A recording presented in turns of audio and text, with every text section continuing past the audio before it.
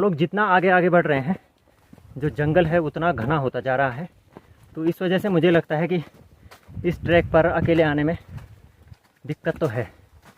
ले वे गुड़िया तुम सब खड़ी चाहिए। हाँ ठीक है ले शाबाश।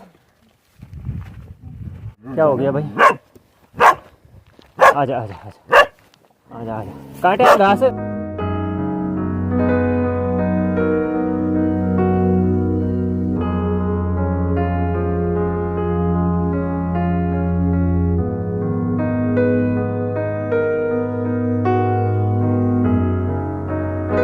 हेलो एवरीवन, देवभूमि उत्तराखंड की इन खूबसूरत वादियों से कालिंका ट्रैक के इस दूसरे ब्लॉग में मैं आप सभी लोगों का हार्दिक स्वागत और अभिनंदन करता हूं। YouTube के लाखों वीडियोस में से आपने इस वीडियो को देखने के लिए चुना, इसके लिए आपका बहुत बहुत धन्यवाद। इस ब्लॉग के फर्स्ट पार्ट में हमने आप लोगों को दिखाया कि किस तरह से मॉर्निंग में हम अपने घर से निकले और उसके बाद मैठाणा घाट होते हुए ढौर गाँव की चढ़ाई को चढ़ते हुए हम पहुँचे ढौर गाँव के पास। ढौर गांव के पीछे की तरफ स्थित प्राइमरी स्कूल को पार करते हुए फिर हम पहुंचे खेतू और ढौर गांव के जंगल के बीच में। कालिंका मंदिर तक सड़क मार्ग पहुंचने के कारण अब इन रास्तों का लोग बहुत कम प्रयोग करते हैं। अधिकांश लोग कालिंका मंदिर तक पहुंचने के लिए अब सड़क मार्गों का उपयोग करने लगे हैं। इस समय हम उसी पैदल ट्रैक पर आगे बढ़ रहे हैं जिस पर कि लोग पहले से जाया करते थे। नमस्कार भाई साहब, ठीक छो? मैं जाना हूँ कि उन जाना? अखिल जब ऊपर की तरफ देख रहा है तो उसके हौसले हल्के हल्के पस्त हो रहे हैं, लेकिन फिर मैं उसको उत्साह दिला रहा हूँ। तो लास्ट में जहाँ कोहरा दिखाई दे रहा होगा आपको, हमें अभी वहाँ पर पहुँचना है और वहाँ से भी फिर 2 किलोमीटर आगे जाना है।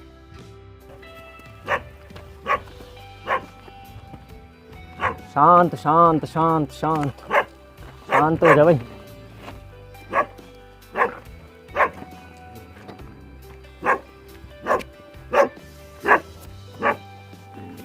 क्या हो गया है? क्या हो गया भाई? आजा आजा आजा आजा आजा काटे घास मत लगा दीदी कालिंका खेतोटे बेटे। पहाड़ों की नारी शक्ति अपने सुबह के रोजमर्रा के कामों को निपटा करके अब इन खतरनाक पहाड़ों पर घास काटने के लिए आ चुकी हैं।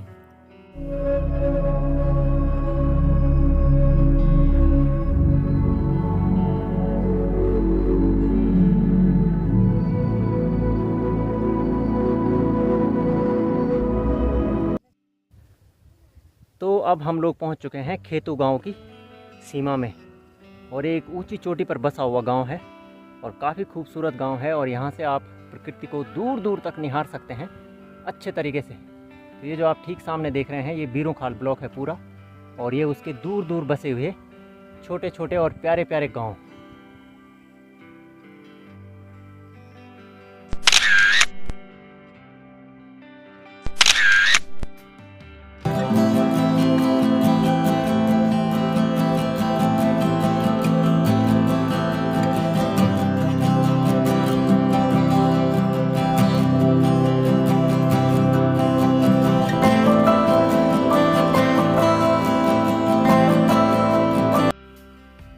अब हम लोग पहुंच चुके हैं खेतू गांव के पास सड़क में, और ये अभी कच्ची सड़क है और निर्माणाधीन है। तो अब यहाँ से हमें फिर ऊपर को चढ़ना है चढ़ाई के रास्ते पर। तो चलिए बढ़ते हैं इस पैदल ट्रैक पर आगे। और मुझे लग रहा है कि आपको भी ये ट्रैक अच्छा लग रहा होगा, तो आप इस पूरे ट्रैक को देखिए, इसके बारे में जानिए, और यदि आपको कभी अवसर मिले तो इस क्षेत्र में ज़रूर आइए। और ये जो रास्ता है इसी के सामने लैंडस्लाइड भी हो रखी है यहाँ पर, तो इसमें जाने में खतरा भी है। बाहर की साइड मत चलना, अंदर की साइड चलना, पत्थर निकल सकते हैं ना। चलो बढ़ो।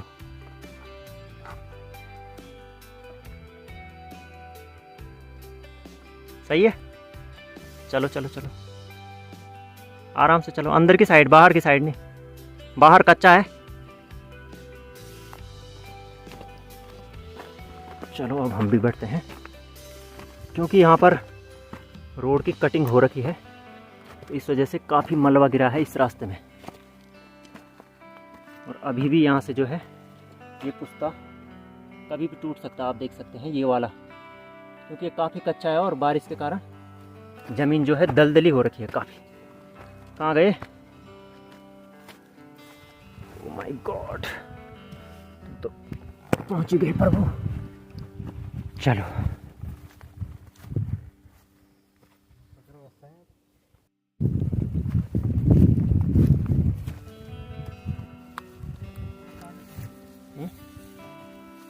कांटे तो छोड़ो, ये तो भयंकर रास्ता है,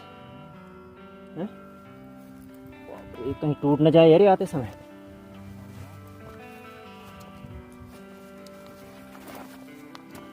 चलो, उस घने जंगल से होते हुए आए हम, और इन पगडंडियों से होते होते होते ये आप देख सकते हैं कितनी ग्रीनरी हो रखी है चारों तरफ यहाँ, और यहाँ से और अब हम यहाँ पर पहुँच चुके हैं।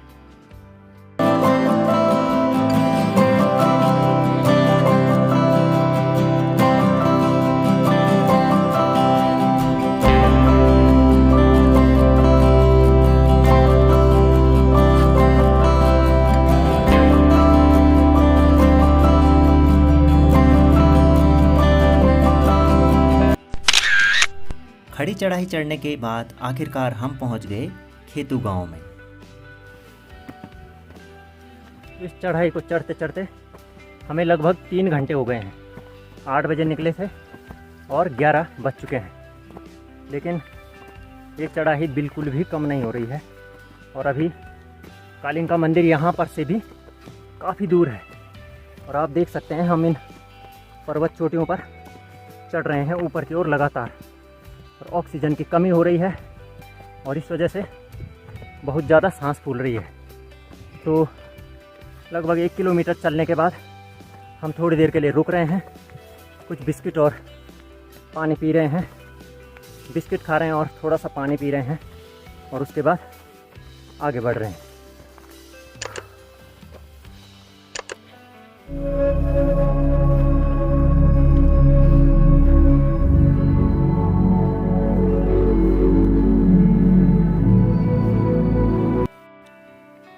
तो इस चढ़ाई को चढ़ते समय काफ़ी थकान लग रही है। अखिल लग रही है थकान? बहुत ज़्यादा है, बहुत ज़्यादा। अखिल दिल्ली में ही रहता है अधिकतर, और कभी कभी गांव आता है, तो इस वजह से उसके लिए तो ये काफ़ी बड़ी चुनौती है इस चढ़ाई को चढ़ना। हम अपने लिए लंच भी ला रखे हैं, चाय भी ला रखे हैं, पानी ला रखे हैं, पूरी व्यवस्था करके ला रखे हैं, लेकिन लंच हम करेंगे मंदिर में भेंट चढ़ाने के बाद और पूजा करने के बाद। और अभी जो हमारा डेस्टिनेशन है, ऊपर आप चोटी देख रहे हैं लास्ट उधर को, तो वहाँ पहुँचना है।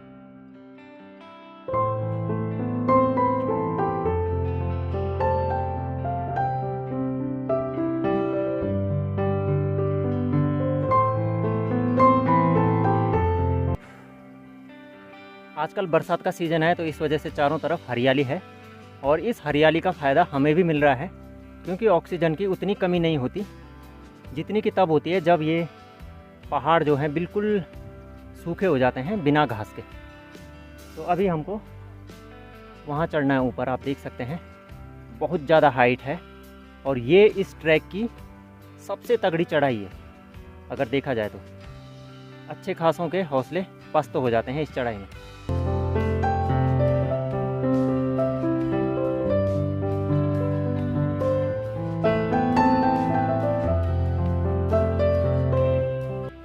हम घर से 2 बोतल पानी लाए थे, लेकिन अब हमारे पास केवल आधी बोतल यानी कि आधा लीटर पानी बचा हुआ है।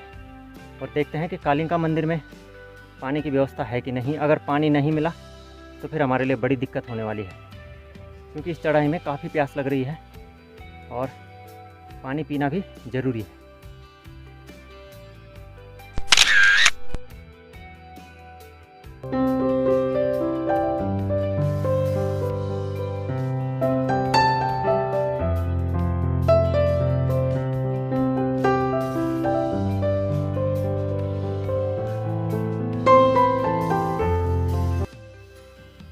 इस सुनसान रास्ते में अखिल और मेरे साथ बात करने के लिए कोई नहीं है, लेकिन ये जो बड़े बड़े पत्थर हैं ये कुछ कहानी बयां कर रहे हैं उन लोगों के समर्पण की, कि जिन्होंने इन रास्तों को बनाने में अपना योगदान दिया और इन पत्थरों को इन रास्तों पर तराश करके रखा।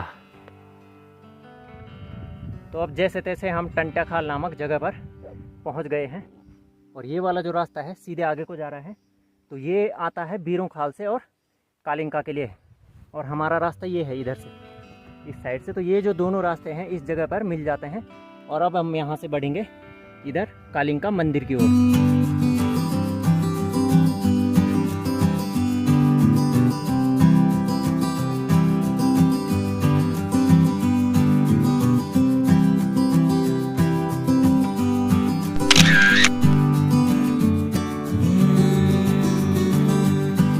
कितनी हंसी जिंदगी है ये, होठों पे जैसे कहानी हो। अब हम कालिंका मंदिर से लगभग 1 किलोमीटर की दूरी पर है और अभी हम उसी ट्रैक पर आगे बढ़ रहे हैं। और ये घना जंगल है बांज और बुरांस का। तो यहाँ का जो टेम्परेचर है आमतौर पर तो कम रहता है, लेकिन इस समय उमस भरी गर्मी पड़ रही है यहाँ भी, क्योंकि जो आसमान है इसमें पूरी तरह से बादल लगे हुए हैं और हल्की हल्की धूप भी आ रही है। तो इस वजह से उमस भरी गर्मी पड़ रही है।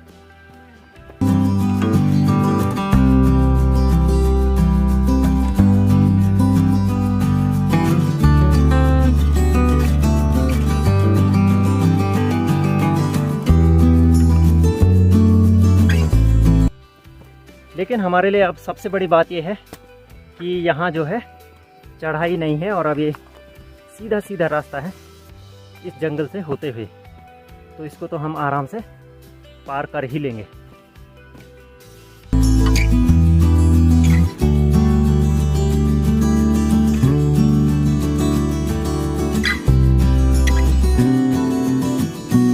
हम लोग जितना आगे आगे बढ़ रहे हैं जो जंगल है उतना घना होता जा रहा है। तो इस वजह से मुझे लगता है कि इस ट्रैक पर अकेले आने में दिक्कत तो है, क्योंकि यहाँ पर झाड़ियाँ हैं, जंगल है और ऐसे जंगलों में तेंदुआ या सुअर आदि जो हिंसक जीव है वो छुपे हो सकते हैं। तो ये आदमी के लिए खतरनाक भी हो सकता है।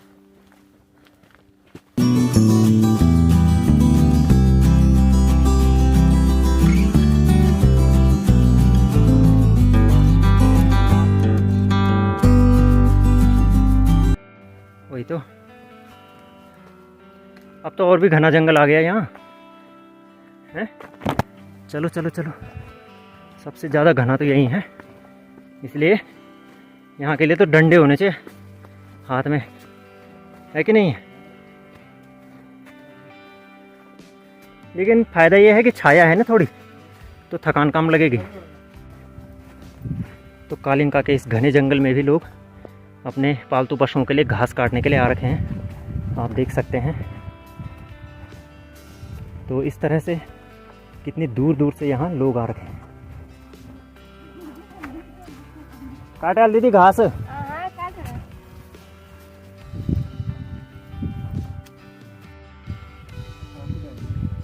तेरे बैग में है कि मेरे बैग में? इसी में देख तो निकाल इसी।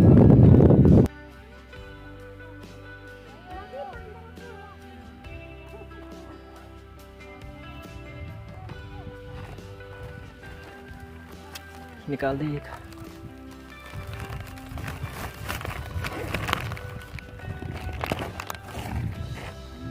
ले बे गुड़िया, तुम सब खंड चाहिए। हाँ ठीक है, ले शाबाश। तो यहाँ पर हमें अपने ग्रामीण जीवन की एक झलकी और देखने को मिली। छोटे छोटे बच्चे अपने परिवार वालों के साथ यहाँ पर घास लेने के लिए आ रखे हैं जंगल में। और जब हमने उनसे पूछा कि आप किस गांव के हो, तो उन्होंने हमें बताया कि वो लखवार के हैं। तो लखवार यहाँ से लगभग 5 से 7 किलोमीटर दूर है कालिंका मंदिर के नीचे की साइड में। तो ये लोग वहीं से यहाँ पर घास लेने के लिए आ रखे हैं। और एक छोटी सी बिटकी यहाँ पर भी बना रखी है, शायद ये उस छोटी सी बिटिया के लिए होगी, क्योंकि इसका आकार छोटा है। बरसाती घास है, इस वजह से भारी ज़्यादा होती है। तो माता रानी की कृपा से ठीक 4 घंटे का सफ़र करने के बाद अब हम दोपहर के 12 बजे यहाँ कालिंका मंदिर में पहुँच चुके हैं और काफ़ी अच्छा वातावरण है यहाँ का। और ये देखिए ठीक सामने सिंह द्वार, बीरूखाल ब्लॉक के जो गांव हैं उनका जो एंट्री पॉइंट है वो इधर से ही है और मंदिर के लिए और भी सिंह द्वार बनाए गए हैं। तो चलिए अब आप भी दर्शन कीजिए हमारे साथ कालिंका माता के दिव्य धाम के। जय महाकाली।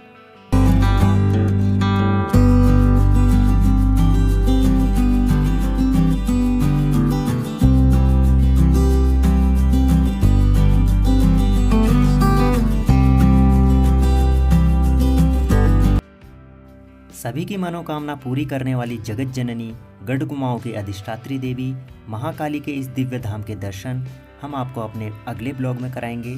तब तक के लिए आप हमारे चैनल को सब्सक्राइब करना बिल्कुल भी मत भूलिएगा, क्योंकि हम अपने चैनल पर इसी तरह के नए नए ब्लॉग्स आपके लिए निरंतर लाते रहते हैं।